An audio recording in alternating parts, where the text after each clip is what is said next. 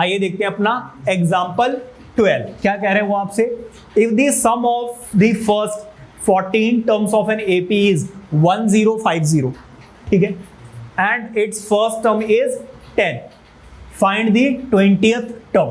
तो जरा ध्यान दीजिए, वो आपसे क्या कह रहे हैं, if the sum of first 14 terms of an AP is this, sum of 14 terms बेटा गिवन है, कितना गिवन है 1050, और first term is 10, first term दी हुई है 10, फाइंड दी 20th टर्म।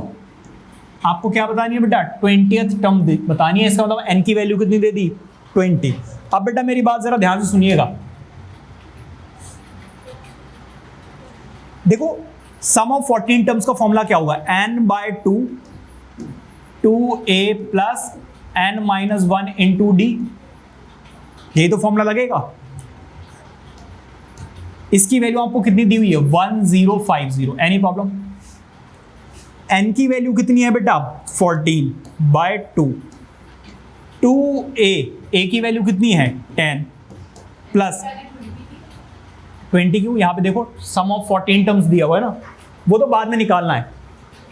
अब जरा देखो इधर n की वैल्यू कितनी है बेटा 14 - 1 इंटू डी की वैल्यू बेटा हमें नहीं पता 1050, एनी प्रॉब्लम।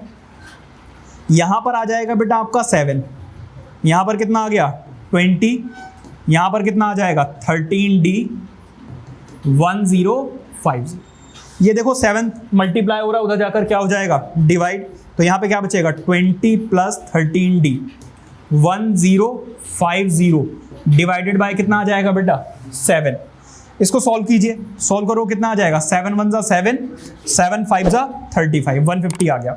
और ये 20 प्लस में है, उधर जाकर क्या हो जाएगा माइनस का 20। बताइए कोई दिक्कत। अब इसको सॉल्व करो कितना आ जाएगा 130, और ये 13 मल्टीप्लाई हो रहा है, उधर जाकर क्या हो जाएगा डिवाइड, तो 130 डिवाइडेड बाय 13, आंसर कितना आ जाएगा बेटा 10। बताइए कोई दिक्कत। तो हमें 20th टर्म निकालनी है, बाय मिस्टेक मैंने सम ऑफ 20 टर्म्स निकाल दिया। देखो 20th टर्म बेटा कैसे मिलेगी, 20th टर्म मिलेगी a प्लस 19d, सिंपल सा है, ठीक है। तो a की वैल्यू कितनी है बेटा, a की वैल्यू है 10, ठीक है, प्लस 19 इंटू डी की वैल्यू कितनी आई है 10 है। अब देखो उसके लिए आपको S20 निकालना पड़ेगा पहले, उसके बाद S19 भी निकालना पड़ेगा। जब आपके पास इजी वे है तो हम वो निकालेंगे, ठीक है।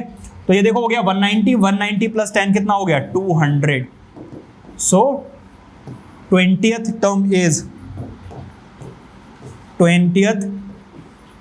टर्म इज कितनी है बेटा 200 है। बताइए कोई दिक्कत। इस तरीके से बेटा आपको क्वेश्चंस करने हैं। आई होप के समझ में आ गया होगा। Please note it down.